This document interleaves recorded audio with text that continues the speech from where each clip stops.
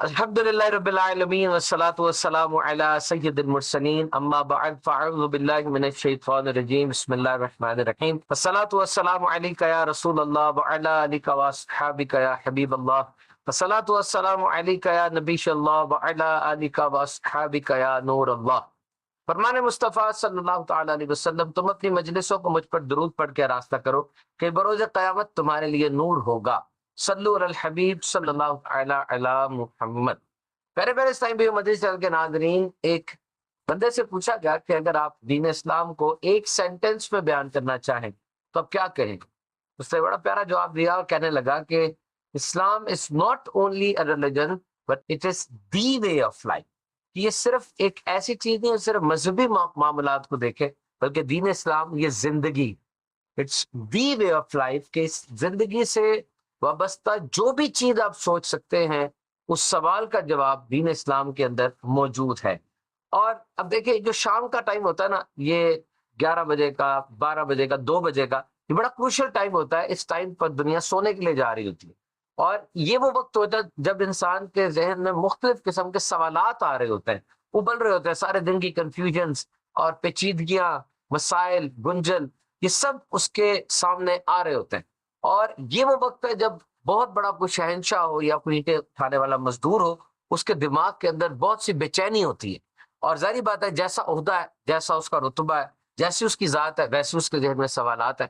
اب دنیا میں اس کے 8 ارب لوگ زندہ ہیں اور سب کے عہدے مختلف ہیں، تو ان 8 ارب لوگوں کے ذہنوں میں جو بھی سوالات آ رہے ہوں گے، جو بھی پیچیدگیاں ہیں، جو بھی کیوریز ہیں، دین اسلام ان تمام سوالات کے جوابات دے سکتا ہے۔ اتنا زبردست اور وسیع دین ہے ہمارا، جو کہ سوسائٹی کو، کلچر کو، پالیٹکس کو، اور جو چیز آپ سوچ سکتے ہیں اس کے بارے میں رہنمائی فراہم کرتا ہے۔ Depends upon who contacts us، یہ ڈپینڈ اس پہ کرتا ہے کون رابطہ کرتا ہے، کون انفارمیشن سیکھ کرتا ہے، کیونکہ نبی پاک صلی اللہ علیہ وسلم کی ختم نبوت سے یہ بھی ایک میننگ ہے کہ جب آپ پر نبوت ختم کر دی گئی تو اب تمام سوالات کے جوابات آپ کی دی ہوئی شریعت کے اندر موجود ہیں۔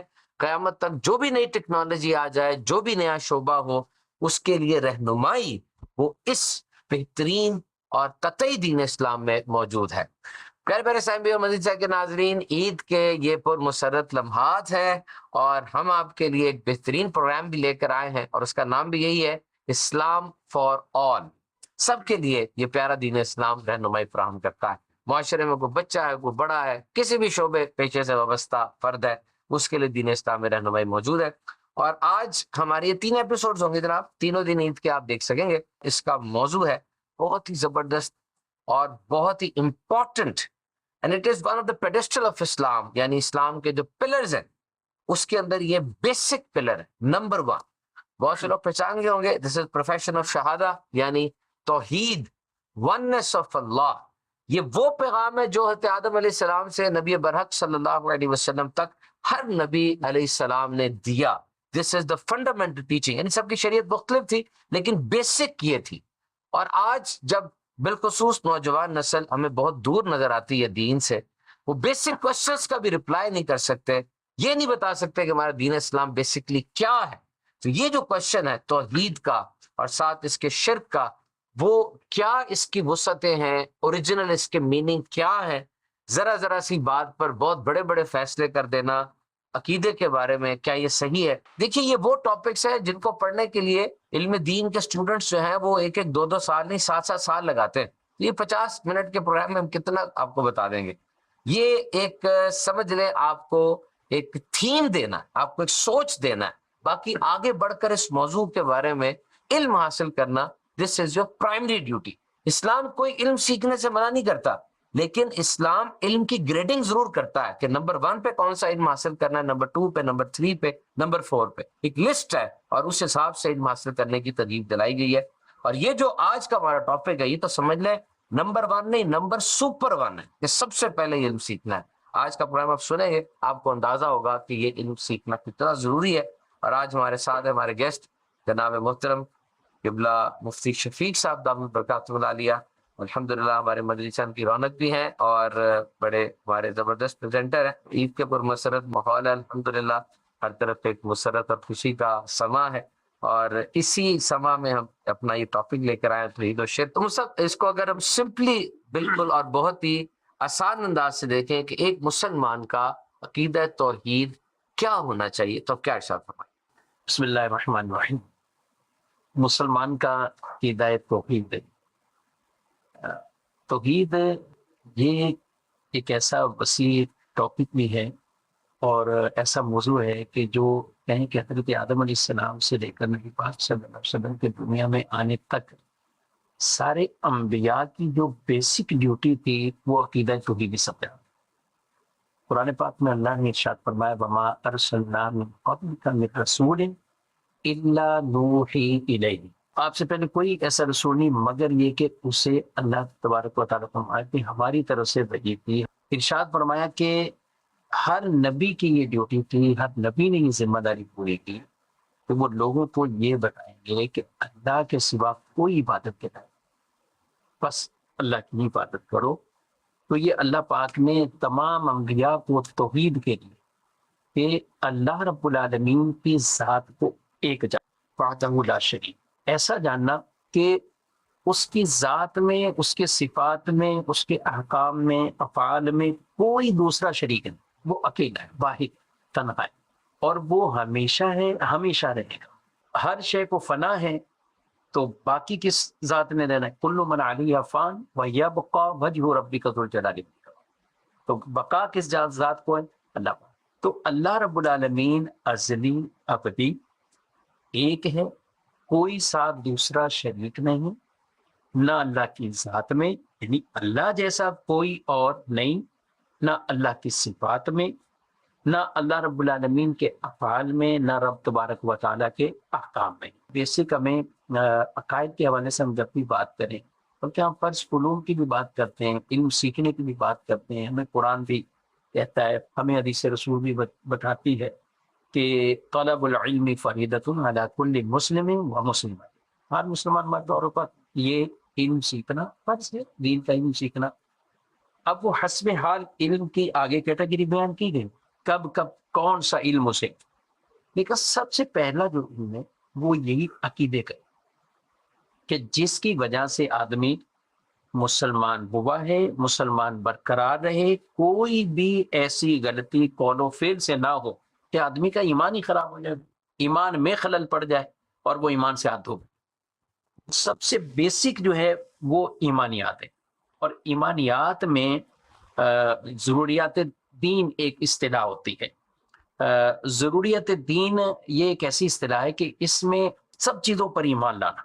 ایک چیز کا بھی اگر انکار ہو گیا، ایک چیز کا بھی انکار، تو آدمی وہ دائرہ اسلام سے خارج ہو جائے. اب ضروریات دین میں سے یہ بیسک چیز کہ اللہ رب العالمین ایک ہے، رب تعالیٰ ایک ہے. اچھا کئی اور چیزیں بھی ہیں جو ضروریات دین میں. نبی پاک صلی اللہ علیہ وسلم خاتم النبیین ہے، یہ بھی ضروریات دین میں سے. جس طرح ایک مسلمان کا یہ عقیدہ کہ اللہ ایک ہے، یہ عقیدہ بھی اسی طرح ہے کہ نبی پاک صلی اللہ علیہ وسلم آخری نبی، یعنی اس عقیدے میں کوئی شک شبہ نہیں. اسی طرح عقیدہ خاتم النبیین، عقیدہ ختم نبوت، دونوں میں کوئی اس اعتبار سے فرق نہیں.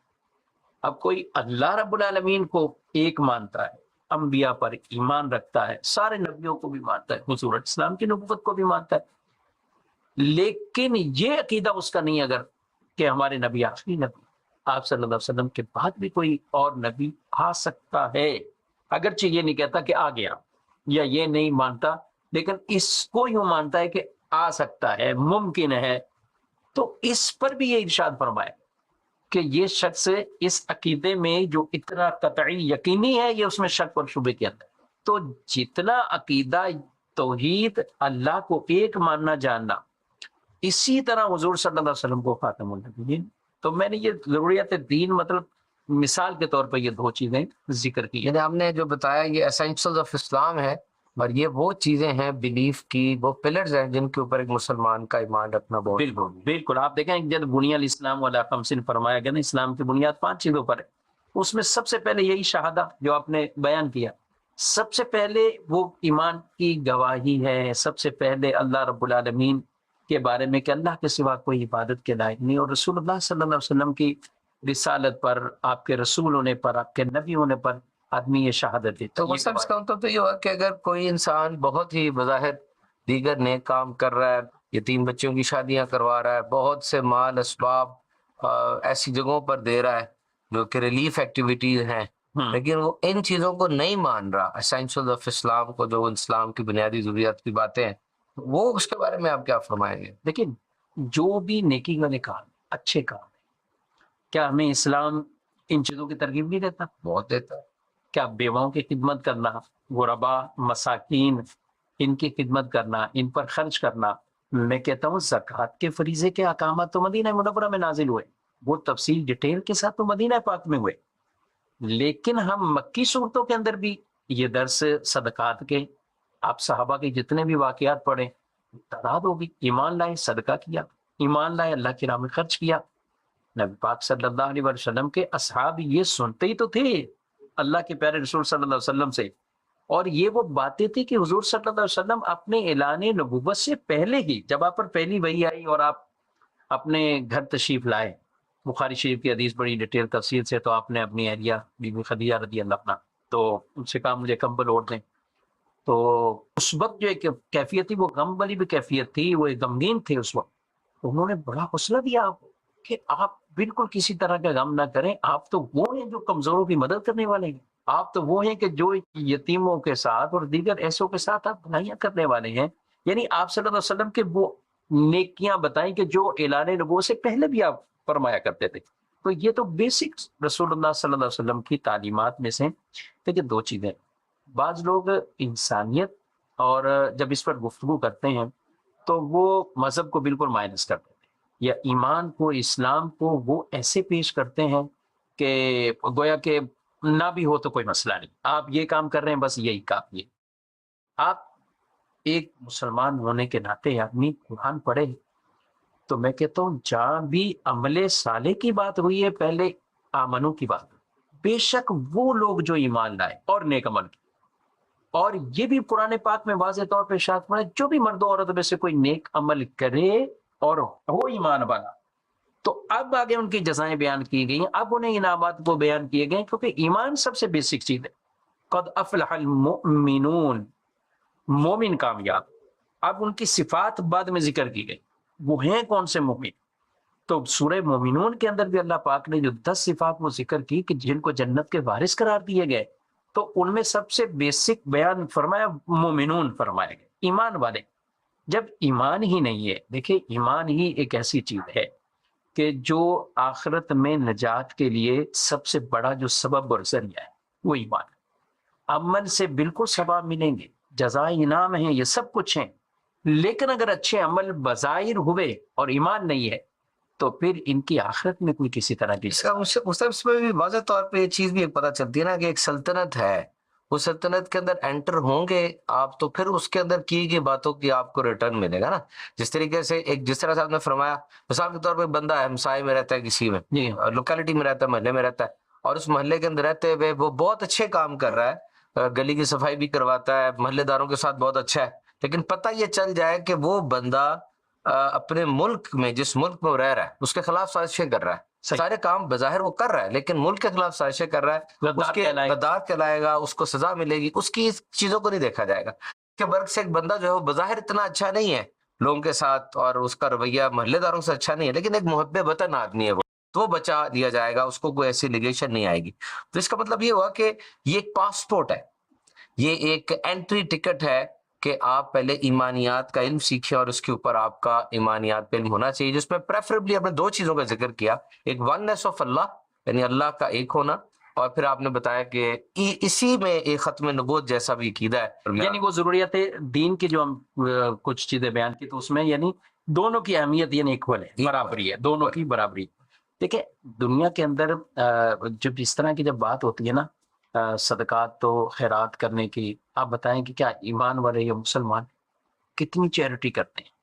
کس قدر چیریٹی کرتے ہیں, کس قدر وہ اللہ کے نام پر خرچ بھی کرتے اور سب یہ پاکستان کے بارے میں رپورٹ پہ سے شاید یہ کہ پاکستان کے جو لوگ ہیں یہ دنیا کے موسٹ چیریٹیبل کنٹریز میں پاکستان آتا ہے. اب دیکھیں جتنی چیریٹی یہاں سے کی جاتی ہے, دیگر ملکوں کے اندر بھی اگر کوئی معاملہ ہو جس طرح ترکی میں زلزلہ آیا تو پاکستان سے دعوت اسلامی نے کتنا چیریٹی کیا. اب صحیح فرما رہے ہیں کہ مسلمان بہت چیریٹی کرتے ہیں. یعنی ان کاموں میں بھی ہیں بہت سے ہیں, لیکن بعد مسلمان کہلانے والے بھی وہ جب اس طرح کے معاملات آتے ہیں تو وہ چاہے سوشل میڈیا ہو یا عام میڈیا پر آ کر یا اگر وہ کچھ لکھتے ہیں, کالم نگار ہیں یا کچھ اور ہیں, تو ان کی گفتگو سے یا ان کے لکھے ہوئے اس کالم سے یا تحریر سے یہ لگتا ہے کہ جیسے یہ ایمان کو تو کوئی حیثیت اس طور پر نہیں دے رہے, اور یہ ساری انہی چیزوں کو, اور وہ اظہار کر دیتے ہیں اس چیز کا.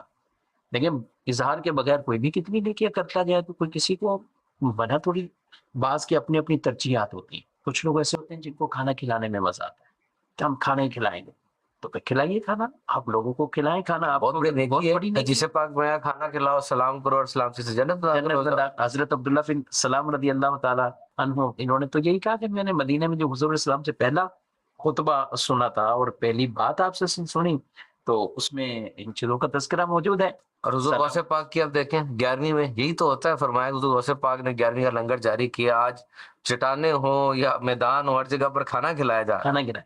اچھا, ابھی قربانی کے دن ہے, قربانی کے ایام میں مسلمان بڑھ چڑھ کر بھی نیکی کر رہے ہیں. یہی تو ہے کھانا کھلا رہے, یہ کوئی چلے پکا کے نہیں کھلا رہے, کھانے کے اسباب تو مہیا کر رہے ہیں, گوشت خود بھی کھا رہے ہیں, دوسروں کو بھی پہنچا رہے ہیں. اور کتنے یعنی لاکھوں لاکھ جانور ہوتے ہیں. یہ نیکی تو ہو رہی ہے اور اللہ کے نام پر ہی نیکی ہو رہی ہے, اور ہے بھی اس میں کھانا کھلانے کا ہے معاملہ. تو کچھ ایسے ہوتے ہیں جن کی ترجیح کھانا کھلانا ہے, کچھ ایسے جن کا علاج معالجہ ہے, ان کے ذہن میں یہ ہوتا ہے کہ میں نے علاج معالجہ کرنا ہے. کچھ ایسے ہوتے ہیں کہ ان کے ذہن میں یہ ہوتا ہے کہ میں بچیوں کی شادیاں کروں, میں نے بچیوں کی شادی کرانی. مجھے ایک شخص سے ملاقات ہوئی تو ماشاءاللہ اللہ نے نوازا ہے, لیکن ان کا ایک انداز ہے, کہہ رہے کہ ہمارے یہاں بھی بیٹیاں ہیں, بھتیجیاں بھی ہیں, تو ہم نے یہ کیا ہوا ہے کہ اپنی ہر بیٹی بھتیجی پر 12 بچیوں کی شادیاں کریں. اچھا, مزید اس کے ساتھ 12 کی کریں, یعنی 12 کی ہم نے شادیاں کریں کہ اللہ پاک ان کے صدقے اچھی بات لگ رہی ہے. اللہ پاک ان کے صدقے جو نا وہ ان کے بھی گھر آباد رکھے. ایک ہماری ایک نیت ہے, ہم یہ کرتے ہیں. یعنی کچھ لوگ جب یہ دیکھیں, ویسے تو بیٹی کی بھی پیدائش پر خوشی کرنی چاہیے, بیٹی کی پیدائش پر ہی ہمیں کوئی ایسے انداز نہیں اپنانے چاہیے کہ جو غیر مسلموں والے, لیکن ان کے میں سوچ رہا تھا کہ ان کے یہاں بیٹی پیدا ہوتی ہے تو اس کا مطلب یہ اس بیٹی کو 13 بیٹیاں تصور کرتے ہیں. یہ کہہ رہے کہ اس بیٹی کی تو ہم نے شادی کرنی ہے, لیکن اس کے ساتھ ہم 12 بیٹیاں اللہ پاک ہمیں دیتا رہے, نوازتا رہے.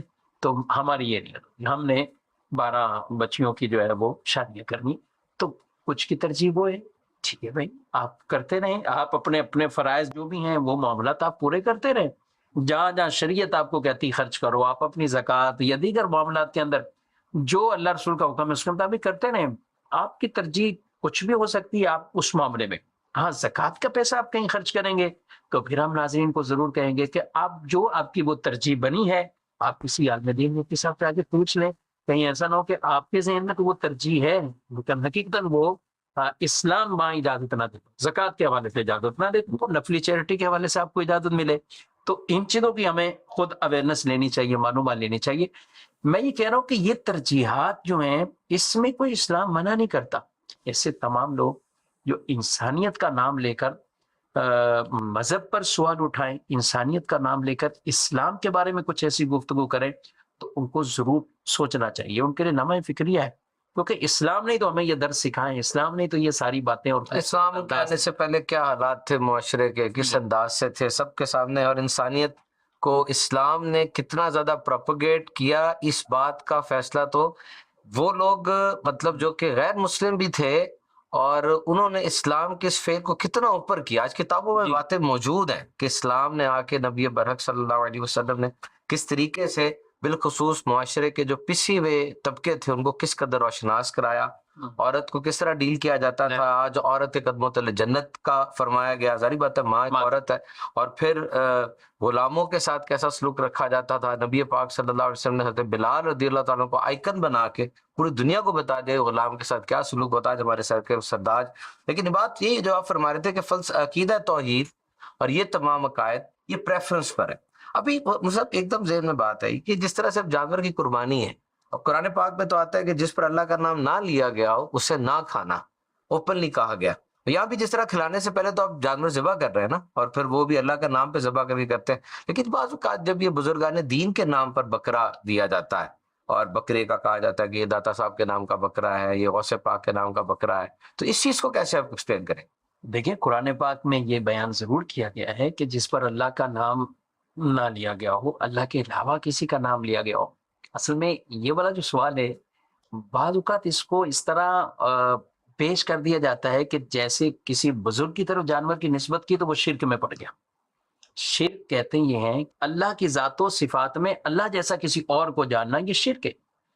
اب ذرا کسی بھی آدمی سے پوچھا جائے نا، عام آدمی سے پوچھا جائے کسی نبی کے بارے میں، کسی صحابی کے بارے میں، اہل بیت کے بارے میں، ولی کے بارے میں، کتنی بھی اس کی عقیدت ہو اس کے ساتھ کیوں نہ ہو، وہ بزرگ کے ساتھ بھی کتنی عقیدت کیوں نہ ہو، آپ ایک عام اور نارمل پڑھے ہوئے یا بغیر پڑھے ہوئے، ٹھیک ہے، جن کو ہم ان پڑھ کہتے ہیں، ٹھیک ہے، ایک عام دیہاتی آدمی، اسی سے پوچھو کہ یار یہ بزرگ کیا یہ خدا ہے، یہ خدا جیسے ہیں، تو کیا آپ کو کبھی کہیں سے جواب ملا؟ پاسبل ہی نہیں ہے۔ کہیں وہ کسی کا فصل بھی کاٹ رہا ہوگا اور وہ صحیح طرح اردو بھی نہیں بول سکے گا، یہ نہیں کہے گا، یہ نہیں کہے گا نا۔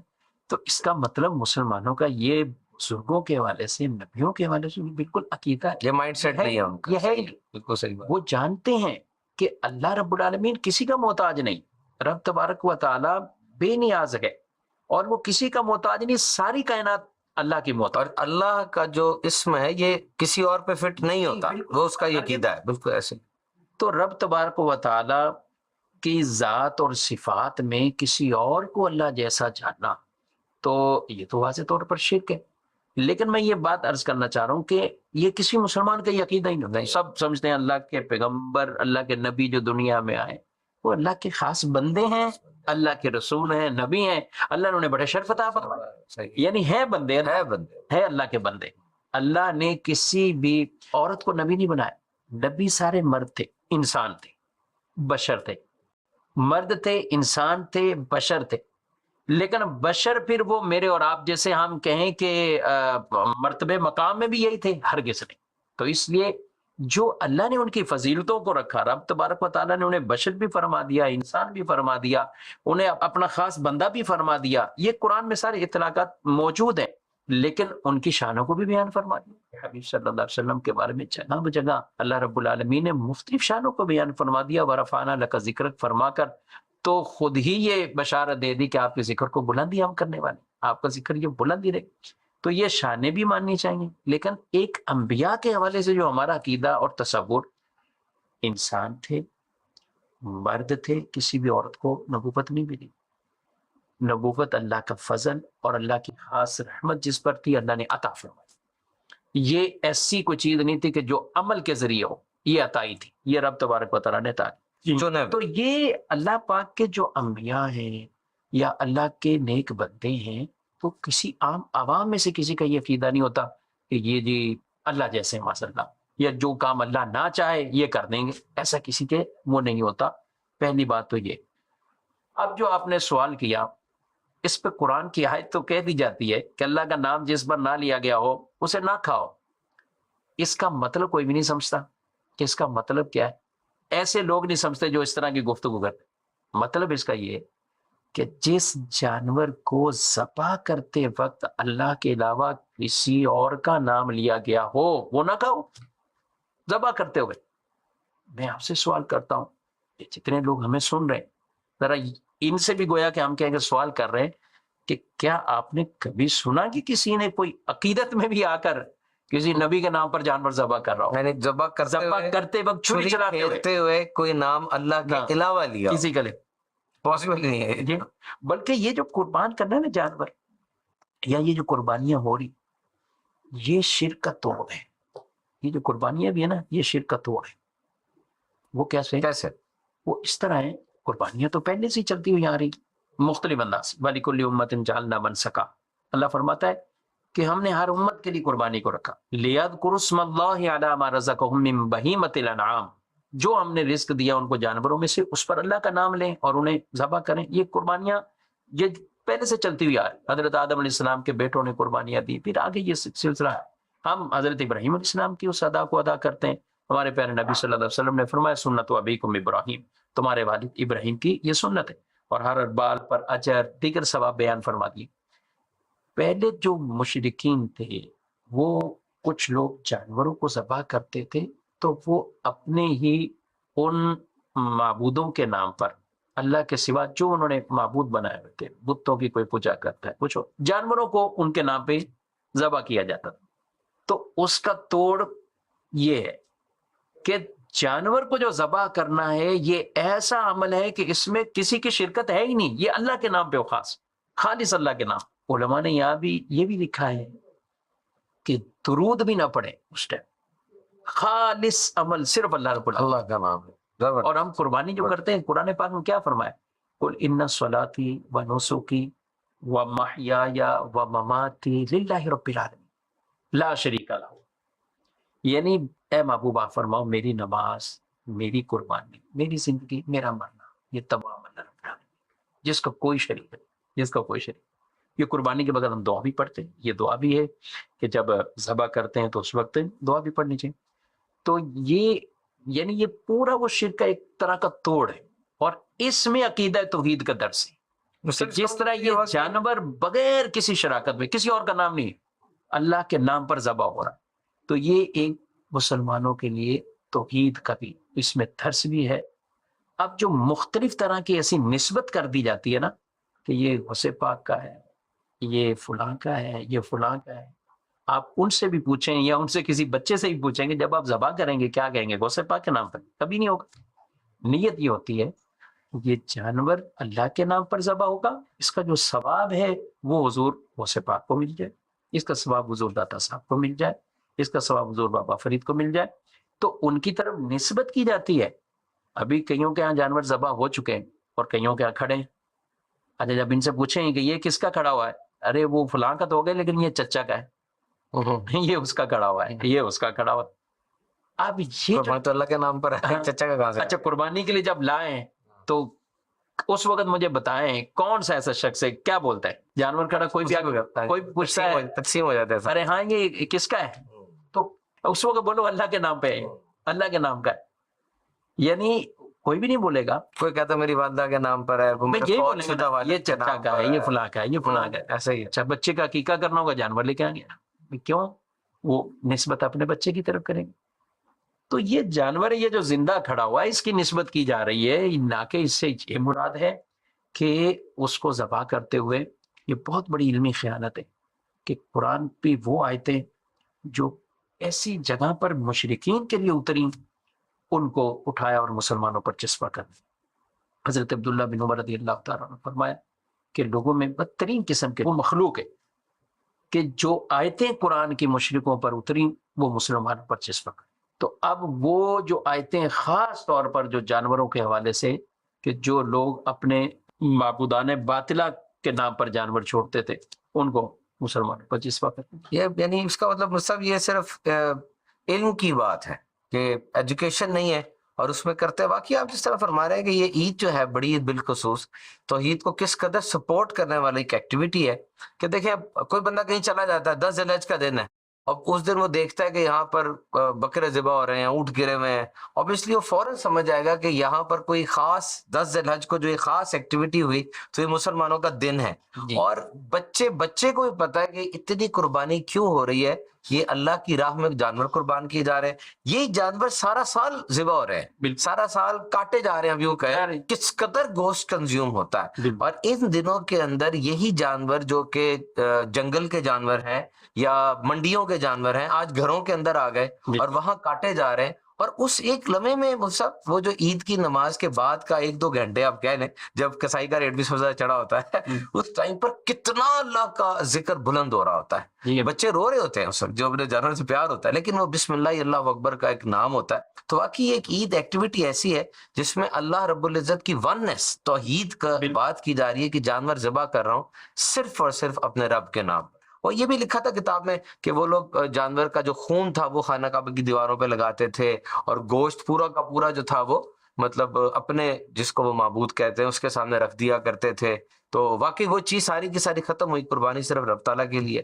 ایک قربانی اللہ مطلقاً تمام جتنے بھی جانور ذبح ان کو اللہ پاک کے نام پر ہی ذبح کرنا، چاہے ہم شادی کے لیے جانور ذبح کر رہے ہوں یا کسی اور کے لیے، لیکن اس کو صرف ایک جانور کی کہیں نسبت کر دینا ولیمے کے لیے، عقیقے کے لیے، فلاں کی طرف سے یہ طرف، اس کو مان اللہ مسلمانوں کو اسی بات پر شرک قرار دے دینا کتنی بڑی بات، کتنی شرک کوئی تھوڑی چیز، شرک کوئی کم گناہ نہیں، اور شرک کا ایسے خام کا کسی ایسے کو شرک کا کہہ دینا جو شرک میں مبتلا ہی نہیں، دیکھیں شرک ہم پھر بھی عرض کریں شرک بہت بڑا گناہ ہے، اتنا بڑا گناہ ہے کہ شرک یہ اللہ معاف نہیں کرے گا، جس نے اللہ کے ساتھ کسی اور کو اللہ جیسا جانا مانا، شرک اللہ معاف نہیں فرمائے، یعنی یہ گناہ ہی ایسا ہے، قرآن پاک میں اللہ نے واضح فرما رہا ہے ان اللہ لا یغفر ان یشرک بہ ویغفر ما دون ذلک لمن یشاء، اللہ شرک معاف نہیں کرے گا، شرک کے علاوہ جو چاہے گا معاف فرما دے، کوئی کبیرہ گناہ بھی ہوئے رب تعالیٰ جسے چاہے معاف فرما دے، لیکن شرک ایسا گناہ ہے یہ معاف نہیں فرمائے گا، جس کا دنیا سے جانا شرک پر ہوا، کفر پر ہوا، یہ اس کی چیزیں معاف نہیں، ہاں دنیا میں موقع ہے، دنیا میں موقع ہے، اگر کوئی کفر اور شرک سے بھی توبہ کرتا ہے تو توبہ اللہ نے ایسی نفیس شے بنائی ہے کہ کفر اور شرک کا گناہ بھی معاف فرما دے۔ وہ سب یہ جو نبی پاک صلی اللہ علیہ وسلم نے حدیث پاک میں فرمایا کہ مجھے اپنے بعد تم پر شرک کا خوف نہیں، اس سے کیا مراد ہوگا؟ بالکل یہ جو حضور صلی اللہ علیہ وسلم نے فرما دیا کہ شرک کا تم سے خوف نہیں، ہاں دیگر خوف آپ نے ذکر فرمایا، تم مال کے فتنوں میں پڑ جاؤ گے، یہ دیگر تمہارے اوپر اور ایسے سے فتنے آ جائیں گے، لیکن شرک کا خوف نہیں، یعنی اپنی امت کو جو آپ نے ایسا توحید کا درس دے دیا نا کہ وہ اللہ کے سوا کسی اور کے آگے عبادت نہیں کریں گے، رب کے علاوہ کسی اور کو خدا نہیں مانیں گے، اللہ کے سوا کسی اور کو رب جیسا نہیں مانیں گے، تو یہ جو آپ کی تعلیم ہے تو نبی پاک صلی اللہ علیہ وسلم اس قدر یہ بشارت دیتے ہیں، کانفیڈنٹ ہے یعنی کہ امت کے لیے فرمایا کہ تم سے کوئی خوف نہیں ہے شرک کا، اس سے مراد یہ ہے کہ اوورآل امت ایسی نہیں ہو جائے گی کہ شرک کے اندر مبتلا ہو جائے، پچھلی امتوں کے واقعات پڑھتے ہیں، نبی کی دنیا سے جانے یا نبی کہیں گئے، حضرت موسیٰ علیہ السلام کچھ دنوں کے لیے گئے، گائے کو انہوں نے شرک میں پڑ گئے، پیچھے وہ اس کی عبادت کرنے میں، بچڑے کی عبادت کرنے میں لگ گئے، اب آپ صلی اللہ علیہ وسلم نے قیامت تک کے امتیوں کے لیے یہ بشارت بیان فرما، یہ تو سوال میں کہتا ہوں یہ تو ہمیں کرنا چاہیے کہ جو کہیں کہ بات بات پر کسی کو شرک کریں، کہیں کہ شرک ہو گیا شرک ہو گیا، ذرا یہ بتائیے کہ حضور تو یہ فرمائے کہ مجھے امت سے خوف نہیں ہے اور ہم امتیوں کو اسی میں شامل کرتے جائیں، تو اوورآل امت بہت بڑا الزام ہے بس، جی ہاں اوورآل امت وہ ایسا ہے کہ وہ شرک کے اندر کوئی ایسی نہیں کہ مبتلا ہو جائے، یہ ایک طرح کی بشارت ہے امت کے لیے کہ امت سب کی بات کو میں یہاں ایک چیز مزید چاہیں کہ ناظرین ایڈ کروں گا کہ واقعی جس طرح مسلم فرمایا کہ یہ بہت بڑا ڈیسیژن ہے، آج کل اگر کسی کالج کی کنٹین میں بیٹھ کر یا کسی کاروبار کی دکان کے تھڑے میں بیٹھ کے یہ باتیں کہی جائیں کسی کے بارے میں تو یہ کتنی بڑی بات ہے۔ مصعب میں آپ سے عرض کرتا ہوں کہ ایک چھوٹی بیماری ہے شوگر، یعنی شرک کے مقابلے میں غیر شوگر ویسے تو بہت بڑی بیماری ہے، اب وہ ایک بندہ ڈاکٹر صاحب کو بار بار کہی جا رہا ہے کہ جی مطلب مجھے شوگر ہے مجھے شوگر ہے، ڈاکٹر صاحب اس کو بار بار کہہ رہے ہیں کہ آپ نا ٹیسٹ ابھی کروا دیں، HbA1c کروائیں، 3 دن اور ٹیسٹ کر، مجھے شوگر ہے جی، مجھے وہ نشانیاں جو میں نے سوشل میڈیا پر دیکھی ہیں ساری پوری ہو رہی ہیں، میری پیشاب کثرت سے آ رہا ہے، بھوک بہت لگ رہی ہے سر، مجھے جی شوگر، ڈاکٹر صاحب پھر تحمل کے ساتھ جواب دے رہے ہیں آپ 3 دن ٹیسٹ کروا دیں، صبح کروا دیں، پھر آخر جب اصرار بڑھ گیا تو ڈاکٹر صاحب نے پھر تیش میں آگے کہا کہ آپ کو پتہ ہے اگر میرے منہ سے نکل گیا آپ کو شوگر ہے تو پھر آپ شوگر کے مریض بن جائیں گے، پھر ایک دم جب میں کہہ دوں گا آپ کو کہ میں ڈاکٹر ہوں کہ آپ مریض ہیں تو پھر ایک دم آپ کی زندگی بدل جائے گی، آپ کی پرہیز شروع ہو جائیں گے، دوائی پرماننٹ لگ جائے گی آپ کو، تو میں آپ کو سمجھا رہا ہوں کہ یہ ٹائٹل نہ لینے دیں اپنے اوپر، تو وہ ایک بیماری کے بارے میں کہہ رہے ہیں اور یہاں بیٹھ کے جناب سوشل میڈیا کا 1 منٹ کا کلپ ہوتا ہے اور کس کو کیا کچھ کہہ دیا جاتا ہے اور آپس میں کھیل رہے ہیں معاذ اللہ کہ اس کو مشرک کہہ رہے ہیں یہ کہہ رہے ہیں، جبکہ آپ نے جو فرمایا بہت بڑی بات ہے، اور جتنی بڑی باتیں ہم سمجھتے ہیں ان میں سب سے بڑی بات ہے کہ اللہ تعالیٰ اس کو معاف نہیں فرمائے۔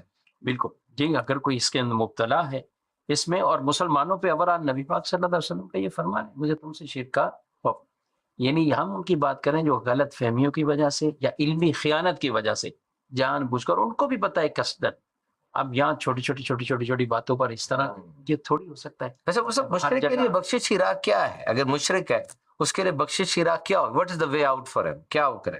اپنے شرک سے توبہ دنیا کے اندر ہی ہو مرنے نہیں سے رہا پہلے۔ میں بالکل ایک طرف اس کی تو وعیدوں کو بیان کر دیا نا قرآن اور حدیث میں واضح طور پہ بیان کر دیا۔ یہ نہیں ہوگا کہ آخرت میں دیکھی جائے گی، ہو سکتا ہے اللہ اس کو بھی معاف کرے، نہیں، یہ روایتوں میں تو ضرور بیان کیا رائے کے دانے کے برابر بھی جس کے اندر ایمان موجود ہے اس کو بھی بالآخر جہنم سے نکال لیا جائے گا، لیکن ایسا نہیں ہے کہ جس میں شرک موجود ہو، یہ اسلام لائے ہی نہیں، اسلام قبول ہی۔ اس شرک کا مطلب کیا ہے کہ اگر شرک میں مبتلا ہے یا تو اسلام لایا ہوا تھا تو اب مرتد ہو گیا یعنی اسلام سے پھر کیا، یا پہلے سے ہی ہے تو مطلب وہ مسلمان ہی نہیں ہوا۔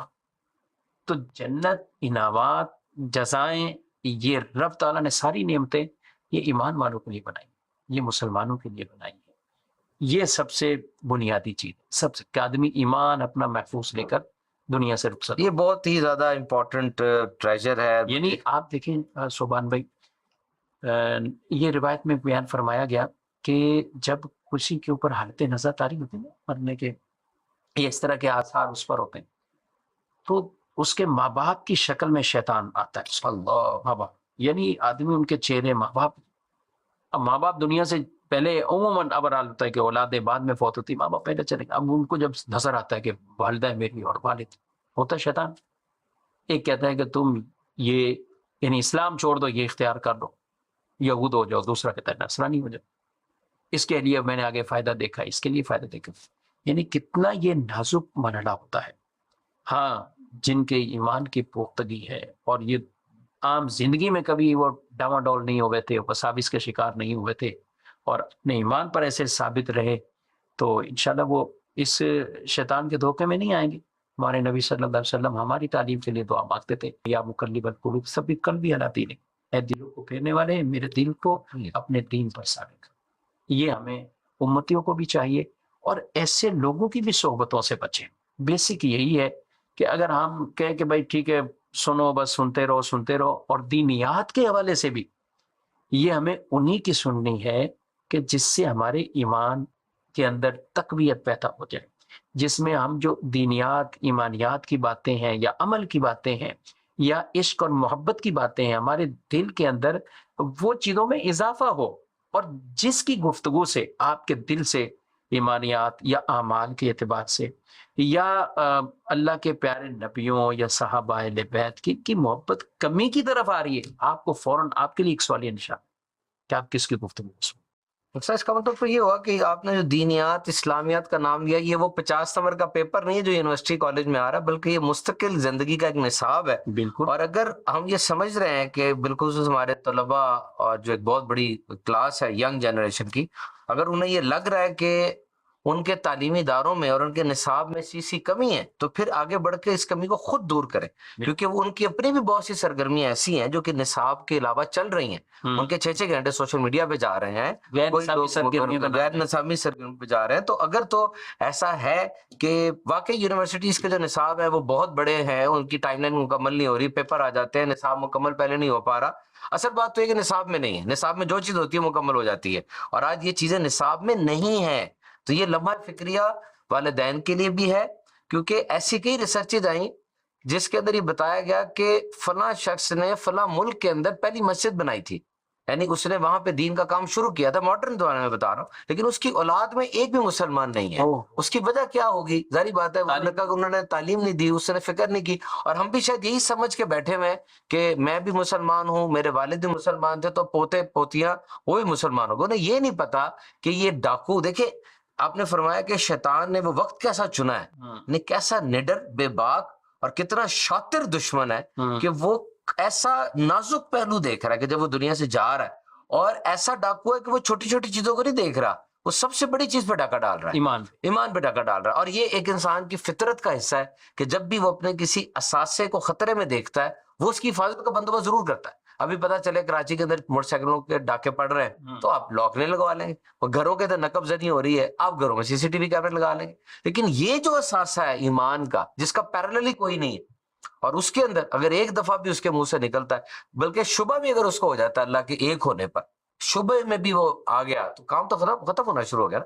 اچھا وہ سب ایک اور بات بتائیے گا کہ کوئی ایسی بھی مطلب بات ہے کہ وہ غیر مسلم ہے، مشرک ہے، تو وہ خاص قسم کی وہ بات کر رہا ہے، وہ نیکی کا کام ہے جو کر رہا ہے، اور وہ نیکی کا کام اس کو جو ہے وہ ایمان والا بنا دے، یعنی اس کے دل میں بات آئے اور وہ ایمان والا بن جائے، یا کوئی ایسی چیز بھی ہے؟ بالکل ایسا ہو سکتا ہے، ایسا ہو سکتا ہے. دیکھیں نیکیاں جو کسی غیر مسلم کی بھی نیکیاں ہیں، یعنی بظاہر اچھے کام، ہاسپٹل بنایا، کسی کا علاج کیا، مدد کی، یہ آخرت میں قابل قبول تبھی ہیں جب ایمان کے ساتھ ایمان یہ کے نیکیاں ساتھ کی جائیں. یہ ایمان کے ساتھ نیکیاں کی جائیں. لیکن دنیا میں اللہ ان کو کسی نہ کسی طرح ان کے اس عمل کی کوئی جزا دنیا میں دے دے گا، چاہے مال کے طور پہ فراوانی ہو، شہرت ہو چاہے جائے. شہرت ہو جائے، چاہے کچھ اور مل جائے.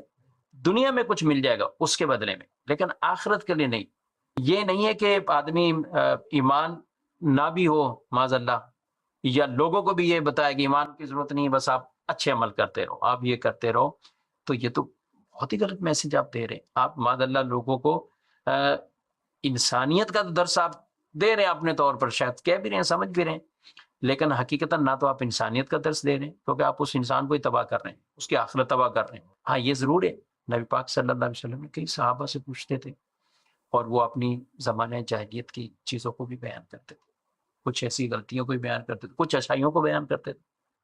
تو ایک تھے صحابی، انہوں نے جب زندہ درگور بچیوں کو کیا جاتا تھا نا تو وہ نہیں کرنے دیتے تھے، وہ اونٹ دے کر لے لیتے تھے، بچیاں لیتے تھے، اونٹ دے دیتے تھے اور کہتے تھے میں ان کو پرورش کروں گا. انہوں نے سوال کیا کیا زمانہ کفر کے بھی کوئی نیکیوں پہ اجر ثواب ہے یا کچھ ہے؟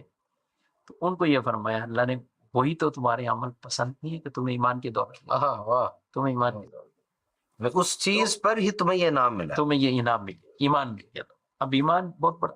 دیکھیں حضرت باشی رضی اللہ تعالیٰ ایک زندگی پہلے گزری تھی، لیکن نبی پاک صلی اللہ علیہ کیسے وسلم، واقعات تھے اس زندگی یعنی نبی پاک صلی اللہ تعالی علیہ وسلم کی ایک، دیکھیں ایک امتی کو بھی یہاں سیکھنا چاہیے کہ ایک وہ شخص جو مختلف جنگوں میں سامنے بھی تھا، ٹھیک ہے، اور خود آپ کے چچا بھی حمزہ رضی اللہ عنہ شہید بھی کیا، لیکن اس کے باوجود جب اس کی طرف سے پیغام آیا تو حضور اسلام نے ریٹرن جواب دیا، ان کو جواب دیا. کہا اس نے جب پوچھا میری بخشش ہو سکتی کسی طرح، تو فرمایا اللہ کی طرف سے وحی آ جاتی ہے، والذین لا يدعون مع اللہ الہا آخر، کہ وہ لوگ جو اللہ کے سوا کسی اور کی عبادت نہیں کرتے، اور ولا یقتلون النفس التي حرم اللہ الا بالحق، اور کسی کو بھی ناحق قتل نہیں کرتے، ولا یزنون، اور نہ بدکاری کرتے. یہ کہا کہ یہ تین کام نہیں کرتے ہو، اور جو یہ کرے گا اس کے لیے عذاب ہے، دگنے عذاب ہیں، یہ بیان ہوگا. لیکن جو نہیں کرے اس کے لیے بچت کی صورت. جب وحشی نے پڑھا یہ لیٹر پڑھا، یہ پیغام پڑھا، اس نے کہا یہ تو تینوں کام میں کر چکا ہوں، شرک والا بھی ہے اور قتل ناحق کا بھی ہے اور بدکاری والے، یہ تو سب چیزیں ہیں، تو میری بخشش کی صورت تو مجھے اس میں نظر نہیں آ رہی. واپسی ریٹرن بھیج دیا پیغام. اب جب حضور علیہ السلام کو پھر وہ خط ملا اور پیغام آیا، تو آپ صلی اللہ علیہ وسلم نے پھر اللہ پاک نے جو آیت نازل فرمائی، ان اللہ لا یغفر ان یشرک بہ ویغفر ما دون ذلک لمن یشاء، اللہ شرک معاف نہیں کرے گا، شرک کے علاوہ جو چاہے رب تعالیٰ معاف فرما دے گا. تم یعنی شرک چھوڑ دو، شرک چھوڑ دو. تو ایک چیز کا پیغام دے دیا کہ یہ کفر شرک چھوڑو، بس اس کے علاوہ اللہ معاف فرما دے گا جو چاہے گا. تو پھر واپسی پہ پیغام بھیج دیا کہ اللہ شرک معاف نہیں کرے گا، لیکن شرک کے علاوہ جو اللہ چاہے گا وہ معاف کرے گا. اب مجھے تو نہیں پتا اللہ میرے لیے کیا چاہ رہا ہے، اچھا، تو مجھے تو یہ بھی نہیں پتا. تو پھر ایک سوال قائم کر کے واپسی آ گیا. تو پھر رب تعالیٰ کی طرف سے ایک اور آیت مبارکہ کا نزول ہوا، قل یا عبادی الذین اسرفوا علی انفسہم لا تقنطوا من رحمت اللہ، اے میرے بندو، اے محبوب فرما دو اے میرے بندو جنہوں نے اپنی جانوں پر ظلم کیے، تم اللہ کی رحمت سے مایوس نہ ہو، اللہ کی رحمت سے. ان اللہ یغفر الذنوب جميعا، اللہ تعالیٰ سارے گناہوں کو معاف فرما دے. تو اب جب یہ آیت آئی تو یہ وحشی کے پاس پیغام پہنچا، تو کہا یہ آیت ایسی کہ جس میں بغیر کسی یعنی مشروط نہیں کوئی چیز، اللہ کی رحمت پر ہے. تو وہ آئے کلمہ پڑھ، مسلمان صحابی رسول بن گئے. اب ان کی جو پہلے کی اسلام پہلے کی چیزیں ختم کر دیتا ہے، جو کچھ پہلے تھا اسلام نے اسے ختم کر دیا. اب ان کا مرتبہ مقام صحابیت والا بن گیا، صحابی رسول بن گئے. تو آپ صلی اللہ علیہ وسلم نے انہیں بھی معاف فرما دیا. کتنے کتنے معاملات بھی تھے لیکن لوگوں کو اسلام کی طرف. یہاں پر اور پھر موسیٰ اس میں یہ دیکھیں نا کہ کتنی بڑی بات ہے، کتنی بڑی بات ہے کہ ایک بندہ اگر جو اب دیکھیں جس نے وہ اچھے اچھے کام، جس کو آپ نے کہا اچھے کام وہ کر رہا ہے، اس کی ایک عادت بنی ہوئی، نائس آدمی ہے وہ. جس طرح آپ نے فرمایا کہ وہ مطلب ایک اچھا کام سمجھ کے ہی بچیوں کو بچا کے اونٹ دیتے تھے نا، کوئی آئیڈیالوجی تو نہیں تھی پیچھے، اسلام سے تو نہیں تھا. اب ایک بندہ جو نائس کام کر رہا ہے اچھے کام کر رہا ہے، وہ صرف توحید پر ایمان لے آتا ہے اور اسلام کی بنیادی باتوں پر ایمان لے، جو اتنی زیادہ نہیں ہے. اسلام قبول کرنے کے لیے نہ تو کسی خاص خاندان کا فرد ہونا ضروری ہے، نہ تو کوئی خاص ڈومیسائل بھرنا، نہ کچھ ایسی بات کرنی ہے. وہ بندہ اسلام قبول کر لیتا ہے جو یہ کچھ باتوں کو مان لیتا ہے، قولی بات. اب اس دل سے تصدیق ہے اور زبان سے اقرار، اور یہ ود ان سیکنڈز ہو سکتا ہے، وہ ایک دم سے وہ اسلام میں داخل ہو گیا. اب آگے سفر بہت لمبا ہے، جو جتنا طے کر لے، لیکن وہ مسلمان ہو گیا. اب عادت تو اس کی وہی رہے گی نا، نائس ہی رہے گا وہ. تو وہ ساری چیزوں کو اس کو کتنا انعام ملنا شروع ہو جائے گا اور کیا کچھ اسے ملے گا، یعنی اس کو اس چیزوں پر اور تقویت مل جائے گی، اور تقویت مل جائے گی. ہو سکتا ہے اللہ تعالیٰ اور توفیق دے اس کو، یہ اللہ تعالیٰ کو راضی کر کے وہ یہ کام کر رہا ہے. وہ کہتے ہیں نا کسی بزرگ کے پاس کوئی چور آئے تھے، ہماری بھی کیا کوئی صورت ہو سکتی ہے، ہم بھی کچھ کریں، ہم بھی اس مرتبوں پر پہنچ جائیں. تو انہوں نے کہا تمہیں تو بہت تھوڑا ٹائم لگے گا. عام اگر کوئی مسلمان آتا ہے نا میرے پاس کوئی مرتبہ یہ طے کرنے کے لیے، اس کو کافی نصاب ہے، تمہارے پاس کم ہے. وہ حیران میں چور تھے ہمارے پاس ہمارے کام ہے. بولے وہ کیسے؟ بولے تم لوگ چور ہو اور راتوں کو ویسے ہی جاگنے والے، اور تم وہاں جو عادت آدھی تمہاری بنی ہوئی ہے، اب تمہیں جس راستے پہ چلانا ہے تم تو جاگے بڑی اللہ والوں کی بھی کیا بات. سب یہاں پر ایک چیز مجھے آ رہی ذہن میں کہ جس طرح قرآن پاک کی آیت بھی ہے اللہ سب کچھ جانتا ہے، تو باقی جب سے مطلب دین اسلام آیا اور پھر جیسے سائنٹیفک انڈیورز آئیں، وننس آف اللہ، اللہ کو ایک ماننے پر کتنی دلیلیں دی جاتی ہیں، سائنٹیفکلی بھی دی جاتی ہیں، عقلی ہمارے علماء نے بھی دی ہیں. جس طرح امام شافعی رحمۃ اللہ تعالیٰ کے بارے میں وہ شہتوت کے پیڑ کے ساتھ جو ہے وہ ٹیک لگا کے کھڑے تھے، کسی نے پوچھا کہ آپ اللہ کو ایک ثابت کیجئے. آپ نے فرمایا کہ میں شہتوت کے پیڑ سے ہی کرتا ہوں، کہ اس کے جو پتے ہیں اس کے اوپر اگر ریشم کا کیڑا چلے تو اس سے ریشم آتا ہے، ہرن اس کو کھائے تو اس سے مشک آتی ہے اس کے پیٹ سے، اور اگر بکری کھائے تو اس سے دودھ نکلتا ہے. تو اگر تو ایک ان پٹ تو ہے شہتوت کا پتا، تو آؤٹ پٹ بھی سیم ہونا چاہیے تھا. تو وہ کون سی ذات ہے جو ہرن کے منہ میں ڈال کے مشک نکال رہی ہے، ریشم کے کیڑے کے منہ میں ڈال کے ریشم نکال رہی ہے؟ تو بلا شبہ اللہ کی ذات ہے.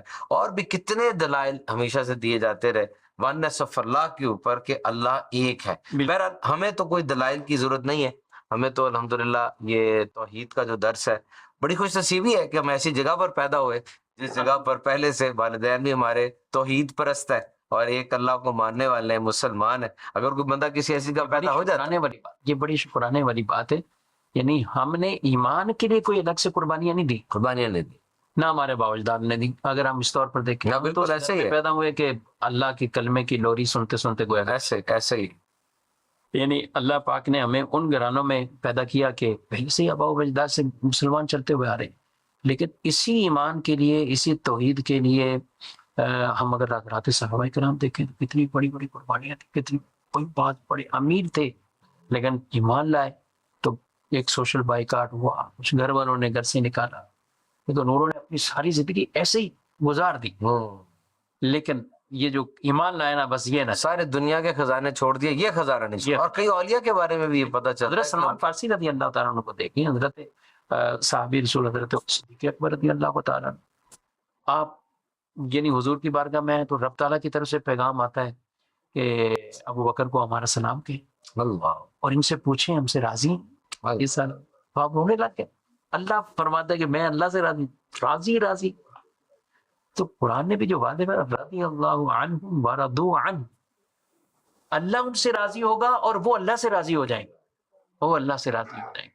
مسلمان کو اس منصب پر وہ آنا ہے، اس کے کام ایسے ہوں کہ اللہ بھی اس سے راضی ہو، پھر اللہ ایسی جزائیں دے گا کہ وہ رب سے بھی راضی. تو مصطفیٰ یہاں پر جس طریقے سے مزارات پہ جانا یہ بھی ایک کار ثواب ہے، اچھی نیت سے کوئی جاتا ہے. جس طرح آپ نے پہلے فرمایا کہ بکرے کے بارے میں کوئی بھی ہو، چاہے وہ کم علم آدمی ہو چاہے بچہ بھی ہو، وہ یہ کبھی نہیں کہے گا کہ بکرا ذبح کرتے ہوئے اللہ کے علاوہ کوئی نام لے رہے ہیں. تو اسی طرح جو مزارات پہ جاتے ہیں، اب سب کی نیت کا تو نہیں پتا، لیکن بظاہر تو وہاں بھی یہی ہے کہ وہ جانے والے جو ہیں وہ ایک خاص بلیف لے کے جا رہے ہیں کہ جو صاحب مزار ہے وہ ایک نیک آدمی تھے اور پھر ان کا وصال اس طرح ہوا، ان کی زندگی بہت اچھی گزری، کتابوں میں موجود ہے، اور ہمارے بھی بڑے جاتے رہے اور ہم یہاں پر جا رہے ہیں, یہاں پر ڈھیروں لوگ آئے ہوئے ہیں جو عبادت کر رہے ہیں, اس کے باوجود وہاں پر کچھ ایسی حرکتیں تو ہوتی ہیں جو کہ لوگوں نے دیکھی بھی ہیں اور مشہور بھی ہیں, اور وہ کس نیت سے ہوتی ہیں وہ بھی ہماری آپ گائیڈنس دیں کہ کیا واقعی وہ لوگ بھی صرف لازمی کی وجہ سے کر رہے ہیں؟ واقعی وہاں پہ کچھ لوگ سجدے کرتے بھی دیکھے گئے اور ایسے کام بھی کرتے دیکھے گئے جیسے بظاہر ایسے لگ رہا ہے کہ وہ شرک کی طرف بات جا رہی ہے. مثال کے طور پہ اگر وہ دعا مانگ رہے ہیں تو ڈائریکٹ صاحب مزار کا نام لے کے دعا مانگ رہے ہیں. تو یہ دو چار باتیں اگر آپ کلیئر کر دیں, ایک تو یہ کہ واقعی کیا سجدہ کرنا اللہ کے علاوہ یہ شرک میں آئے گا, اور دوسری بات یہ کہ دعا مانگنا اور اس میں دعا مانگتے ہوئے اللہ کے علاوہ کسی کو ایڈریس کرنا کیا وہ بھی شرک میں آئے گا؟ دیکھیں یہ جو سجدہ کرنا ہے نا, اس کو یہ بھی چیزیں ایسی ہوتی ہیں کہ جس کو لوگ خام خواہ ایک ایشو بنا کر اور اس کو سوشل میڈیا پہ ڈالا ہوتا ہے. مطالعات میں ہم بھی جاتے ہیں, ٹھیک ہے, ایسا نہیں ہے کہ وہاں پہ کوئی بکثرت لوگ اس طرح کی چیزیں کر رہے ہیں. آپ دیکھیں ہزاروں لوگ, کئی مدارات ایسے ہیں کہ جس پہ روزانہ کی تعداد ہزاروں ہوگی, لیکن ان کے اعمال کیا ہوتے ہیں وہاں جا کر؟ وہ وہاں جاتے ہیں, نماز پڑھتے ہیں, تلاوت کرتے ہیں, ذکر و فکر کرتے ہیں, دعا مانگتے ہیں, ان کا وسیلہ پیش کرتے ہیں, اللہ کی بارگاہ میں دعا مانگتے ہیں. ایسا نہیں کہ کوئی جا کے سجدے کر رہا ہو بغیر. یہ منظر بہت کم دیکھا ہو. سجدہ جو ہے نا, آپ کو اگر اپنی جہالت کی بنا پہ کر رہا ہو, تو میں کبھی کبھی کہتا ہوں کہ ہو سکتا ہے جس نے تصویر بنانے کے لیے نا وہ سجدہ کرنے والا بھی اپنے ساتھ لایا ہو. تو سجدہ کرنا, میں نے تصویر بنانی اور میں نے ہم نے تو کبھی زندگی میں نہیں سوشل میڈیا پہ ڈال دینا. ارے ہم بھی جانے والے ہیں, کتنے مزارات پہ جاتے ہیں, لیکن ایسا منظر نہیں دیکھا. ہم خود حیران ہوتے ہیں کہ یہ کہاں کی تصویر ڈال رہی ہے, یہ کون سی. تو اس طرح کی چالاکیاں بھی ہو سکتی ہیں. باقی جو رہا سجدہ کرنا, دیکھیں ہماری شریعت میں تو سجدہ تعظیمی کی بھی ممانعت کر دی ہے. سجدہ دو طرح کے نا, شرک پر اگر بات کریں تو سجدہ عبادت کے طور پہ جو سجدہ ہوگا نا وہ شرک ہے, اور وہ آدمی کو دائرہ اسلام سے, یعنی انسان جس کو سجدہ کر رہا ہے تو سجدہ کرتے اگر عبادت کی نیت کر لے, ہاں بطور عبادت اللہ کے سوا کسی اور کو سجدہ کر رہا ہے, یہ شرک ہے. شرک. اور یہ اس کو دائرہ اسلام سے خارج کر, یعنی سجدہ شروع سے یہ کبھی بھی مشروع نہیں ہوا کہ عبادت کے لیے بھی کسی کو سجدہ کر, کسی شریعت میں نہیں. کسی عبادت تو صرف اللہ کے لیے, عبادت اللہ کے لیے, عبادت تو حضرت یوسف علیہ السلام کے والد صاحب نے سجدہ کیا, میں وہی کروں, تو حضرت یوسف علیہ السلام کے والد صاحب نے کیا, آدم علیہ السلام کو فرشتوں نے کیا. یہ سجدہ تعظیمی, یعنی یہ سجدہ تعظیمی تھا کہ جو عبادت نہیں, ان کی تعظیم کے لیے اللہ پاک نے فرشتوں کو حکم دیا کہ سجدہ کرو, اور انہوں نے خود ہی جب دیکھا اس منصب پر وہ پہنچے ہوئے حضرت یوسف علیہ السلام, اور ایک زندگی کے 35-40 سال وہ تھے, اور پھر اب یہ خوشی مل رہی ہے, سجدے میں چلے گئے. حالانکہ یوسف علیہ السلام تو یہ 7 سال کی عمر میں ہی خواب دیکھ چکے تھے, بچپن میں ہی دیکھ چکے تھے کہ مجھے سجدہ کر رہے ہیں ایسے سورج چاند ستارے, اور تو یہ سجدہ تعظیمی. یعنی جس طرح ہماری سنت میں ماں کے آگے کوئی ہاتھ باندھ کے کھڑا ہوا ہے تو انہوں نے مطلب سجدہ کر لیا, اسی کہیں گے نا ادب تعظیم کے طور پہ سجدہ یہ تھا پچھلے میں. اب جب یہ امت آئی نا تو ایک واقعہ ہوا, رسول اللہ صلی اللہ علیہ وسلم کے سامنے ایک سرکش اونٹ تھا جو ایک باغ میں طرح طرح کے لوگوں کو کاٹ رہا تھا, یہ وہ آپ کو بتایا گیا, تو آپ نے کہا مجھے لے جاؤں. تو صحابہ گھبرائے ڈرے کہ اونٹ ایسا ہوا, لیکن حضور نقصان پہنچا سکتا. جب گئے اندر تو وہ آیا اور آ کر جیسے سجدے میں جاتے ہیں سے آپ کے سامنے بچ گیا. صحابہ نے کہا یار سنا, ہم تو زیادہ حق رکھتے ہیں, ہم بھی کریں. تو آپ صلی اللہ علیہ وسلم منع فرمائے کہ اللہ کے سوا کسی کے آگے سجدہ نہیں. میں اگر میں کہتا تو میں بیوی کو کہتا شوہر کو سجدہ کیا, لیکن حکم نہیں کسی کو. تو اس لیے ہماری امت میں, اس امت محمدیہ صلی اللہ علیہ وسلم, سجدہ عبادت تو تھا ہی نہیں سرے سے, پہلے بھی نہیں تھا. سجدہ تعظیم جو پہلے سے تھا وہ اس امت میں بھی حضور علیہ السلام نے حرام فرمایا. اب اگر کوئی سجدہ تعظیم بھی کرتا ہے, چاہے مزار کو کرے, پیر کو کرے, یہ وہ کرے, وہ حرام کر رہے ہیں. بالکل اس کی کون اس کی سائڈ لے گا, وہ حرام کر رہے ہیں, وہ گناہ کا کام کر رہے ہیں. اور یہ اب کوئی کسی کو سجدہ کرتے آپ دیکھ لیں, ہمارے پاس کون سا پیمانہ ہے کہ ہم یہ کہیں گے یہ ماد اللہ عبادت کے طور پہ سجدہ کریں. اب اگر کسی نے تعظیماً کسی کو سجدہ کر بھی دیا بالفرض, صحیح ہے, کسی پیر کے آگے کو جھک گیا ہو بالفرض, کسی دینی شخصیت میں کوئی ایسا, لیکن وہ حرام کر رہا ہے, ہم اس سے شرک کیسے کہہ سکتے؟ شرک تو تبھی ہوا جب ماد اللہ کوئی عبادت کے لیے اللہ کے سوا کسی کے آگے کرے گا. کام غلط کر رہا ہے لیکن شرک کا فتویٰ نہیں لگا, یہ ظاہر شرک کا اس کو کیسے لگا؟ ہاں عبادت کے طور پہ جو کرے گا اللہ کے سوا کسی اور وہ شرک، لیکن بہرحال لیکن ہم اس کی بالکل ہاں فضیلت وہی میں کہہ رہا کسی طرح ہوں کی کہ نہیں، چیز صحیح نہیں ہے، بالکل غلط ہے، اور یہ تو ہمارے اہل سنت کو بدنام کرنے والی چیز ہے۔ بھئی ہم تو خود ہمارے پیارے نبی صلی اللہ علیہ وسلم دنیا میں جب حیات طیبہ کے ساتھ موجود ہیں اور آپ کے اس سے سامنے بڑھ کر صحابہ کوئی کر رہے ہیں، اس سے بڑھ کے کون ہے؟ حضور سے بڑھ کے بھی کوئی نہیں اور صحابہ سے بڑھ کر بھی کوئی نہیں، اور وہاں پر یہ کام نہیں ہوا۔ ہاں نے وہ منع فرما دیا، اہل علم کو چاہیے کہ وہ جہاں یہ کام ہوتا دیکھیں اس کو تاکیداً منع فرمائے، اور ہمارے سختی سے مزارات منع پہ اس طرح فرمائے۔ آتی ہے، ایسا نہیں ہے، مزارات اولیاء پر باقاعدہ واضح و نصیحت بیانات ہاں۔ سلسلے ہوتے ہیں۔ ہماری خود دعوت اسلامی کی پوری ایک ٹیم ہے، مجلس ہے جو باقاعدہ یہ کام کرتی ہے، یعنی واضح و نصیحت بیانات اجتماعات یہ سب چیزیں ہوتی ہیں۔ تو یہ لوگوں کو سمجھائیں، اگر آپ بھی کہیں دیکھتے ہیں تو آپ اس کو سمجھاؤ کہ بھائی یہ جو سجدہ نہیں کرتے، لیکن اس کو یوں تعبیر کر دینا اور کہنا کہ اوورآل سب جگہ یہی ہو رہا ہے، اب وہی مطلب چند ایسے لوگ جو کہ مطلب جہالت کی وجہ سے، کم علمی کی وجہ سے کر رہے ہیں، ان چند لوگوں کے فیل کو پورے اسکول آف تھاٹ کے اوپر کرنا تو یہ تو پھر عجیب ہی بات لگتی ہے، کوئی سازش لگتی ہے۔ ویسے تو یہ نہیں ہے مصحف۔ یہ سجدے کے ساتھ ساتھ ایک اور بھی چیز ہے کہ جب بھی دعا مانگی جاتی ہے یا مانگا جاتا ہے تو وہ ڈائریکٹ، ایک تو ہے کہ اللہ سے مانگ رہے ہیں، لیکن کچھ لوگ ڈائریکٹ جو ہے بزرگان دین سے مانگ لیتے ہیں، نام لے کے مانگ لیتے ہیں، اور بظاہر وہ اللہ کا نام نہیں لے رہے ہوتے۔ اس بارے میں کیا فرمائیں؟ دیکھیں جو اللہ پاک سے مانگنا ہے نا، اور جو مزارات پہ جا کے بھی مانگ رہے ہیں نا، ان کی وام و گمان میں بھی یہ چیز نہیں ہے کہ یہاں سے معاذ اللہ وہ اللہ کو مائنس کر کے مانگ رہے، رب نہ چاہے پھر بھی ہمیں بزرگ دے دیں گے، ایسا کسی کا عقیدہ نہیں ہے۔ عقیدہ درست ہونا چاہیے، اور اہل سنت کا الحمدللہ عقیدہ درست ہے، وہ اس نظریے کے ساتھ کہ اللہ پاک مختار کل ہے، رب نہ چاہے ایک ادھر سے ادھر ذرہ بھی نہیں ہو سکتا، اللہ نہ چاہے۔ اللہ کے چاہنے کے بغیر کوئی درخت کا پتا نہیں ہل سکتا، ریت کا سرہ نہیں اڑ سکتا، یہ اللہ مختار کل ہے۔ ہاں اللہ نے اپنے پیاروں کو یہ طاقتیں عطا فرمائی، اپنے پیاروں کو، ان میں فرشتے بھی ہیں، ان میں انبیاء بھی ہیں، ان میں اولیاء بھی ہیں، ان کے ذریعے سے اللہ مدد بھی فرماتا ہے، بالکل فرماتا ہے۔ غزوہ بدر ہے، بچے سے پوچھیں کہ مسلمانوں کی سب سے بڑی عظیم وہ غزوہ تھی، عظیم جنگ تھی، کس نے مدد کی؟ بولیں گے فرشتوں نے۔